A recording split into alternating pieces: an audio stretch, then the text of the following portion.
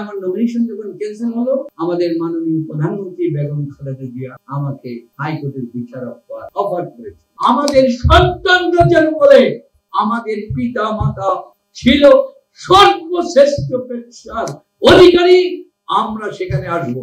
আজকে পৃথিবীতে আমেরিকার প্রেসিডেন্ট বলেন, ব্রিটেনের প্রধানমন্ত্রী বলেন, আইনজীবী ছাড়া কোন ব্যক্তি এক মুহূর্ত নড়ার ক্ষমতা নাই।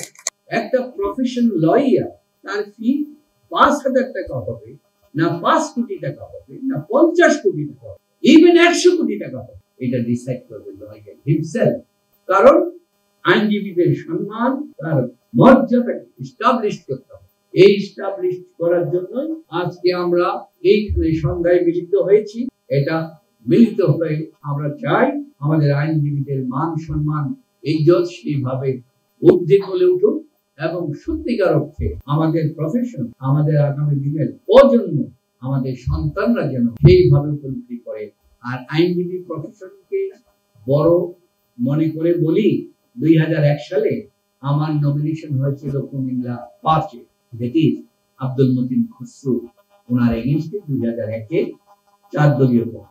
তখন কর্নেল আকবর ডিস্ট্রিক্ট প্রেসিডেন্ট ছিলেন, উনি আমার বিরোধিতা করলেন, পরে উনি রেজিগনেশন দিলেন। আমার নমিনেশন থাকলে উনি ইলেকশন করবেন না, কারণ আমি তখন ছাত্র সংগ্রাম পরিষদে, দ্যাট ইজ ১৯৮৩ সালে এরশাদ বিরোধী মার্শালজি আন্দোলন হয়েছিল ঢাকা বিশ্ববিদ্যালয়ের বটতলায়। আমাদের এই যে অ্যাডভোকেট ফজলুর রহমান সাহেব ছিলেন তখন বাকশাল ছাত্রলীগের সভাপতি, বিভিন্ন অর্গানাইজেশন ছিল সর্ববৃহৎ। ওই আন্দোলনে সেই মিটিংয়ের আমি সভাপতি ছিলাম, জাতীয় ছাত্রলীগের সভাপতি। সেই তারপরে আমার নমিনেশন যখন ক্যান্সেল হলো, আমাদের মাননীয় প্রধানমন্ত্রী বেগম খালেদা জিয়া আমাকে হাইকোর্টের বিচারক অফার করেছে, কিন্তু আমি গ্রহণ করি নাই, কারণ আইন পেশাকে আমি অনেক মূল্যবান এবং বড়। তারপরে ২০০৫-এ চিফ জাস্টিস কে.এম. হাসান সাহেব আব্দুলি পাঠালেন রুমে, বললেন আর ডাকছে, গেলাম, বললো মামুন বায়োডাটা দাও, তোমাকে লয়ার জাজ বানাবো। আমি বললাম স্যার ২০০১ সালে তো আমি যাই নাই, আমি যাব। তখন আমার বন্ধু, বর্তমান আমাদের ভারপ্রাপ্ত প্রধান বিচারপতিও থাকেন, আশফাকুল ইসলাম, আমার বন্ধু আমাকে ৩ তলায় নিয়ে কফি খাওয়ায় বললেন চলো ২ বন্ধু। আমি বললাম বন্ধু তুমি যাও, আমি যাবো।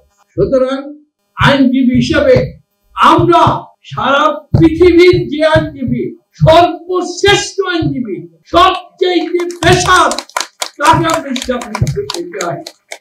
সুতরাং আমাদের সন্তানরা যেন বলে আমাদের পিতা মাতা ছিল সর্বশ্রেষ্ঠ পেশার অধিকারী, আমরা সেখানে আসবো।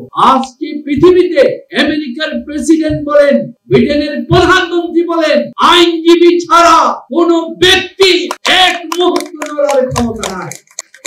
আইনজীবীর পরামর্শ ছাড়া কেউ যেতে পারে না। আমরা সেই প্রফেশনের উজ্জ্বল নক্ষত্র হিসাবে আমরা আমাদের ঐতিহ্যকে গড়ে তুলতে চাই। আপনাদের সকলকে ধন্যবাদ।